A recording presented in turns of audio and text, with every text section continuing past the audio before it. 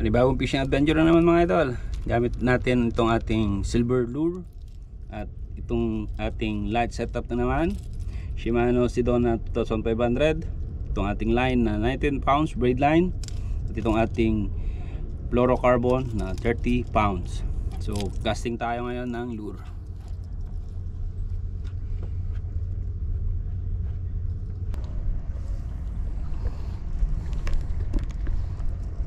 Ganda pala ng kaya ko.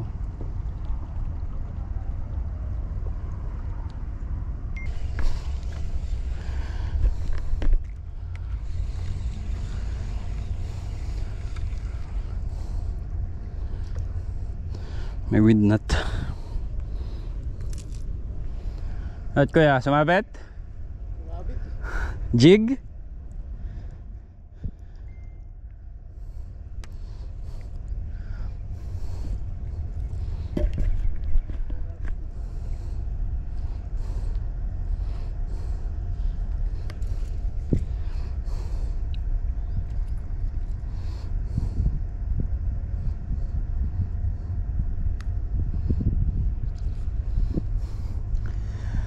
Hindi ko kaya yan, ginagawa ni Manong.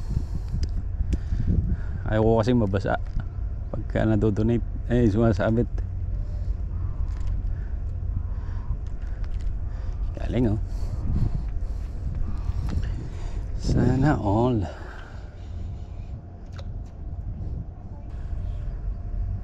Kuha. Sa Biki.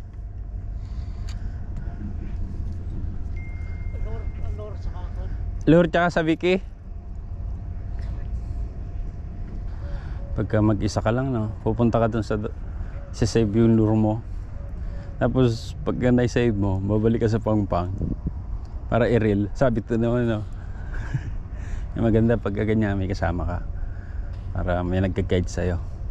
Tsaka syempre for safety, may mangyari man sa'yo, may kasama ka na magsisave sa'yo.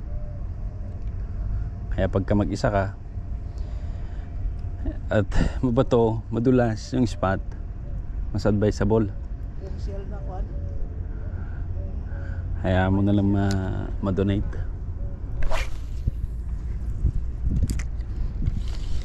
At least naligtas.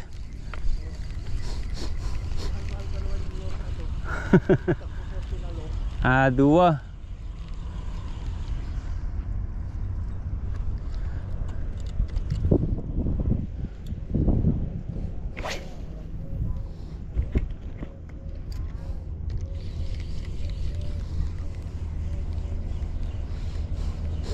Batalay.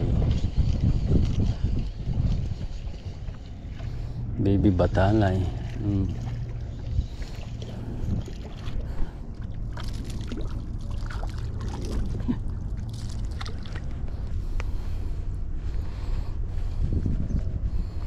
Ayun, na-release na. Okay, so yun lang mga idol. Tapos na naman yung ating fishing adventure dito sa ating silver lure na 10 grams. Itong ating light setup Shimano Sedona 2500. At punta tayo doon, nagtry tayo, baka sakali makahuli. Wala. Nagtry na tayo dyan, wala. Kaya it's time to go home. Makapagpahinga naman na. Nakaisang batalay lang tayo, catch and release, kasi maliit yung batalay. Thank you so much and God bless.